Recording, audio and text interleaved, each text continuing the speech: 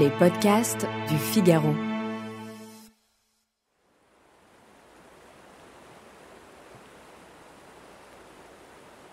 Louis a répondu à l'invitation intrigante d'Agathe, une femme qu'il a aimée et avec qui il a passé de riches et beaux moments au bord de la Loire. Après des années sans nouvelles, elle lui propose de le revoir et de venir passer quelques jours dans la maison où ils ont vécu. Avant les retrouvailles, il improvise une baignade dans la Loire et se fait piéger par le courant qui le mène sur la rive opposée. Nu comme un ver, il devra attendre la nuit pour repartir. J'étais juste revenu pour revoir une vieille amie. Et bien sûr, à ce moment-là, j'ignorais tout ce qui allait suivre. Maintenant, je me dis que c'était sans doute la plus belle façon de revenir vers elle. Ces quelques kilomètres, c'était comme une remise à flot d'une période de ma vie. Après cette nuit qu'il qualifie de magique, il arrive chez Agathe qui n'est pas là et sera reçu par un couple de ses amis. Rien d'étonnant. Elle aura encore manigancé une surprise. Car comme se le remémore Louis, rien ne s'est jamais passé normalement avec cette femme. Bonjour et bienvenue dans le podcast Le Moment des Livres. Vous venez d'écouter un extrait de la bande dessinée Loire d'Étienne Davoodou, qui sortira le 4 octobre aux éditions Futuropolis. Un portrait de femme émouvant et fascinant, sur fond de reconnexion avec le souvenir, la nature, avec soi-même. Je m'appelle Aurélia Vertaldi et aujourd'hui je vais appeler l'auteur de cet émouvant album qui, de son antre, niché en pleine nature dans les coteaux de vigne à 25 km d'Angers, va nous en dire un peu plus. Bonjour Étienne Davoodou. Bonjour Aurélia Vertaldi. Votre album Loire entremêle le récit intime et propos écologiques. Comment avez-vous agencé ces deux dimensions ? Loire, comme beaucoup de mes livres précédents d'ailleurs, sans doute, embrasse plusieurs thématiques qui me sont chères. Il y a d'abord une thématique inévitablement autobiographique parce que j'ai grandi près de la Loire, j'ai vécu quelques années bord de la Loire, j'en suis pas encore très très loin, je la reprends beaucoup à vélo, c'est plus qu'un lieu, la Loire, je crois, et je l'aime, et puis surtout j'ai envie de la dessiner, voilà, parce que moi, auteur de bande dessinée, rapidement, les choses qui m'intéressent. Donc ça c'est une première chose. La deuxième chose effectivement c'est que quand on parle d'un fleuve, on peut pas faire l'impasse de la question écologique évidemment. Son livre Loire est une fiction, un reportage ou un documentaire comme j'en fais parfois, mais justement j'ai essayé d'imaginer une histoire où les personnages que je mets en scène sont devant cette découverte-là. Un fleuve, c'est plus qu'un fleuve, c'est plus que de l'eau qui passe. C'est un univers, c'est un bassin versant, c'est une faune, c'est une flore, c'est une vie sociale, une vie culturelle, une vie biologique. Et c'est quelque chose d'infiniment plus complexe que simplement de la flotte et du sable. C'est de ça que j'essaye de parler dans Loire, effectivement. Et écologiquement, on sait maintenant qu'un fleuve, ça nous est tout simplement indispensable pour vivre.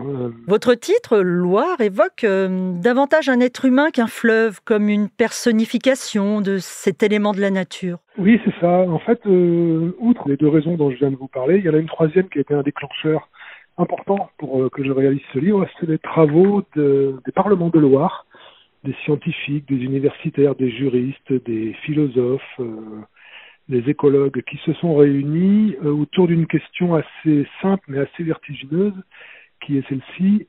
Est-ce qu'on ne pourrait pas donner à un fleuve, Loire en l'occurrence, des droits qui soient plus ou moins l'équivalent des droits qu'ont une personne humaine ? C'est-à-dire des droits au niveau juridique qui lui permettraient de se défendre si on l'attaque, qui pourrait faire d'elle quelqu'un presque d'actif, qui puisse prendre en main son destin. Alors, dit comme ça, évidemment, c'est une question qui semble un peu saugrenue. Donner des droits à une entité non humaine, c'est un peu bizarre. À ça, on peut répondre que, par exemple, une entreprise peut porter plainte contre vous si elle estime que vous avez nui à ses intérêts, et une entreprise n'est pas un humain. Donc, si une entreprise a des droits, pourquoi un fleuve n'en aurait pas ? Et puis surtout, c'est une façon de reconsidérer complètement nos rapports aux éléments naturels. Alors évidemment, ça pose des tonnes de questions d'ordre juridique, légal, éthique. Enfin, c'est un truc tout à fait vertigineux, mais il faut savoir que c'est un projet qui n'est pas propre à Loire, qui existe déjà ailleurs. L'exemple le plus connu, c'est un fleuve en Nouvelle-Zélande, qui depuis déjà pas mal d'années maintenant a acquis ce statut de personne non humaine, et qui est donc apte à se défendre devant un tribunal si on l'attaque, si on l'agresse, si on le pollue. Ça existe aussi, je crois, au Mexique. Il y a un projet un peu équivalent pour une rivière de Corse. Enfin bref, c'est une façon de considérer une entité non humaine mais vivante comme autre chose qu'un objet exploitable. C'est une façon d'aborder la question écologique, la question de la nature, de notre rapport à la nature. C'est une façon non anxiogène. Tout ce qu'on entend autour de l'écologie, de l'effondrement des systèmes, de tout ça, c'est très anxiogène.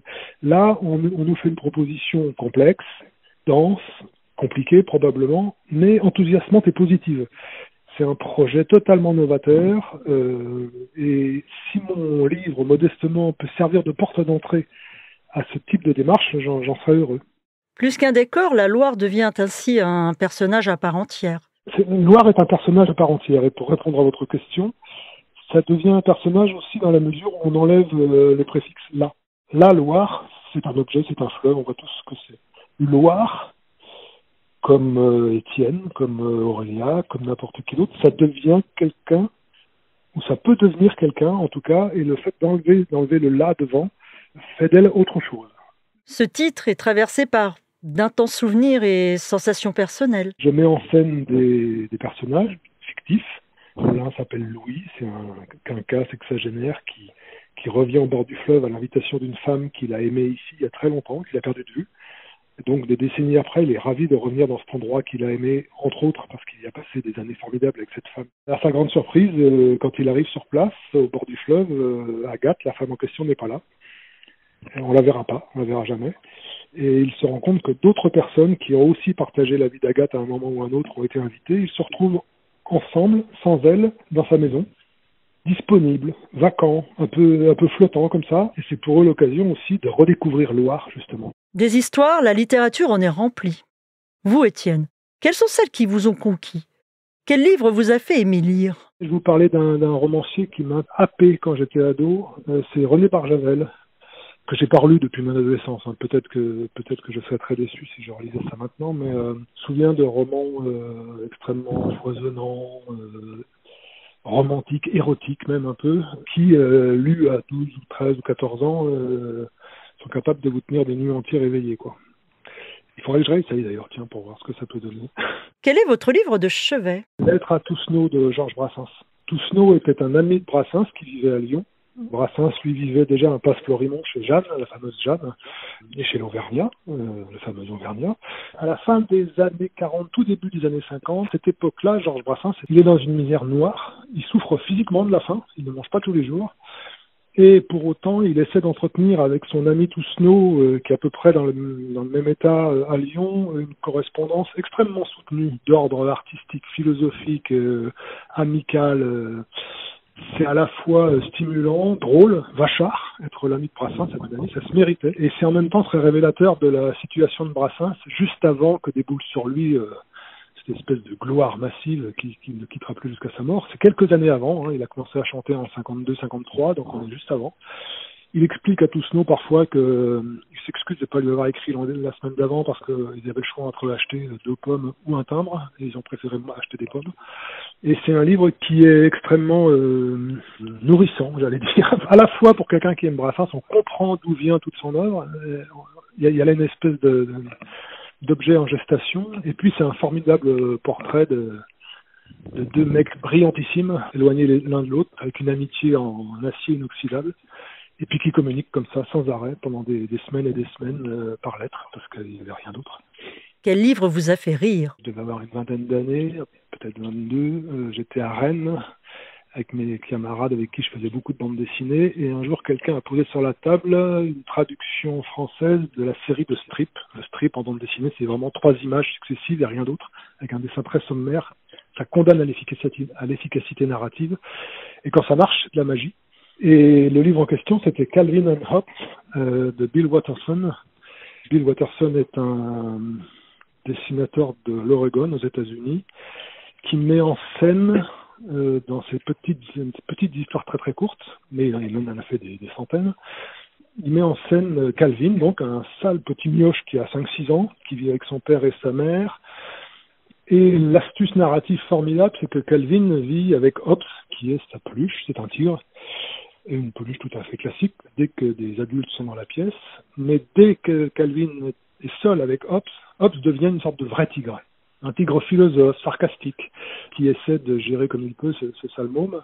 Mais dès qu'un adulte rentre, c'est à nouveau une peluche tout à fait standard. Alors dit comme ça, évidemment, c'est un peu plat.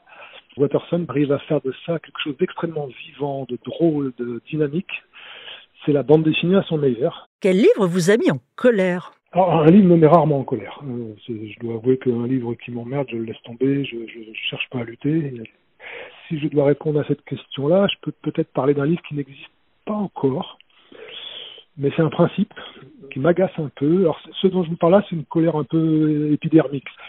J'ai l'impression qu'on touche un peu à un territoire sacré de mon enfance aussi. Là, je veux parler de cette manie qu'ont les éditeurs français de bande dessinée d'organiser la reprise de grandes séries, des séries qui ont marché beaucoup commercialement. Très franchement, je me fous un peu qu'on reprenne Corto Maltese ou Astérix ou n'importe quoi d'autre. Il y a un personnage qui est cher à mon cœur et dont je tolère mal la reprise, c'est Gaston Lagaffe. André Franquin, son auteur, avait toujours dit qu'il ne voulait pas qu'il y ait de reprise après lui. Sa fille, qui est son héritière, a tenté de s'y opposer aussi en vain, mais en tout cas, il semble que Gaston Lagaffe soit rattrapé par les grosses dents voraces du marché. Alors on peut fournir toutes les bonnes raisons du monde. Les auteurs qui reprennent ces séries ont souvent beaucoup de talent, c'est pas la question. C'est juste une question de principe. Il me semble qu'on est là dans l'acharnement thérapeutique et qu'on est là dans quelque chose qui ne fait pas de bien à la bande dessinée. Ça fait beaucoup de bien, je pense, au bilan comptable de la maison d'édition, c'est pas la question. Mais à la bande dessinée, je crois pas que ça lui fasse du bien. La reprise de Gaston Lagaffe me fout en colère. Enfin, Étienne, quel livre aimez-vous offrir ? Alors là, je vais vous parler d'un tout petit livre de bande dessinée encore. Vraiment un tout petit objet qui a été publié dans la collection Pattes de mouche de l'association. Donc c'est un livre de quelques pages, de quelques centimètres de haut sur quelques centimètres de large, de Étienne Lécroard, Pervenche chez Victor, c'est le titre de ce livre. C'est un tout petit livre qu'on peut lire d'abord de façon tout à fait conventionnelle. On est en présence d'un couple qui se dit des petites mignonneries, voilà, des petits câlins, des petits mots d'amour assez anodins. Et à la fin du livre, Étienne Lécroard nous conseille de le reprendre depuis le début en pliant une page sur deux sur elle-même. Ce qui fait que quand la page est pliée, forcément, on n'en voit plus que la moitié, qui correspond avec la moitié de la page d'après qui apparaît, puisqu'une partie de la page a été pliée. Et là, il y a un truc miraculeux qui se passe, c'est que ce même couple s'engueule de façon absolument ordurière. Et tout ça sans avoir rien fait d'autre que plier une page sur deux. Outre la prouesse formelle d'Étienne Lécroard, c'est aussi très intéressant de voir qu'apparaît en quelque sorte le sous-texte de la vie de ce couple. C'est-à-dire que ces minauderies de la première lecture finalement n'étaient qu'une couverture un peu légère sous les rancœurs qui se sont accumulées au fil des années, je sais pas. Mais la première fois que j'ai lu ce livre-là, moi, ça m'a vraiment bluffé, ce qui fait que je me suis retourné chez mon libraire d'en avoir acheté une bonne poignée pour pouvoir l'offrir à tous les amis qui passaient, quoi.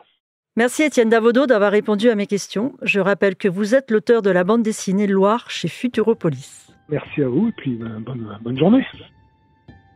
Merci d'avoir écouté ce podcast. Je suis Aurélia Vertaldi, journaliste au Figaro. Vous pouvez retrouver le Moment des livres sur Figaro Radio, le site du Figaro et sur toutes les plateformes d'écoute. À bientôt!